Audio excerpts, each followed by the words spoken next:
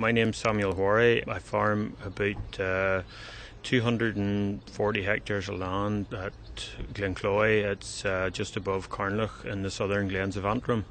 It's a hill farm, runs from about 50 feet above sea level up to just over 1,000 feet. We have about 500 breeding ewes on the farm and about 120 dry hoggits.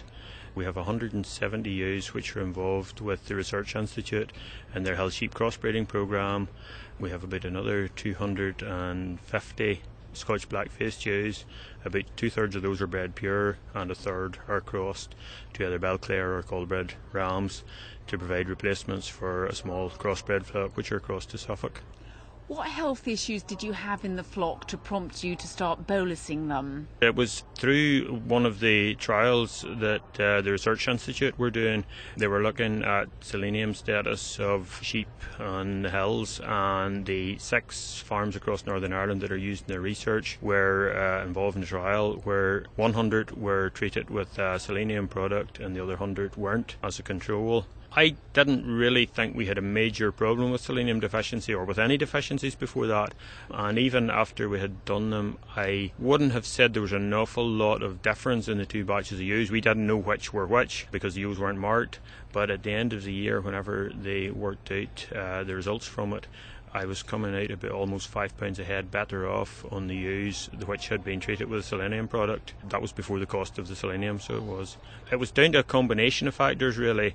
We had less barren ewes in the ones that were done, a lower percentage of barreners, less mortality amongst the lambs, more of the lambs with better survival amongst the lambs, and we had actually slightly better growth rates amongst the lambs. And when were you bolusing those ewes for the lambs to benefit?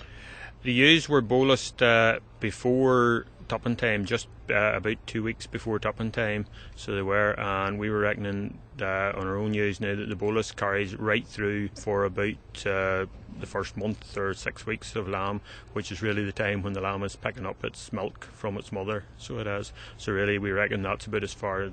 After that, the ewe is not really benefiting the lamb very much on her selenium status, and from then on we just treat the lambs for themselves rather than treating the ewes again. So you bolus the ewes once a year and then Yes. you treat the lambs? The ewes are all bolused once a year, just about 2 weeks before tupping time, with the idea of getting their vitamins and their selenium status on a good level just at tupping time, so it is, and that carries them through the winter and through lambing time. We actually treat our lambs twice. We vaccinate all our lambs for Clostridial and Pasteurella, and we treat the lambs at the same time as they've been done for the Clostridia and Pasteurella. And we think that we get a better uptake of the Pasteurella vaccine whenever we use a selenium treatment at the same time. Will you continue to bolus your ewes and lambs? We'll definitely continue to bolus the ewes. We do bolus the ewe lambs which are being kept for breeding. We may look at doing the fattening lambs, the wether lambs, if they're going to be kept on the farm for long-term finishing, and we'll do them for boluses as well.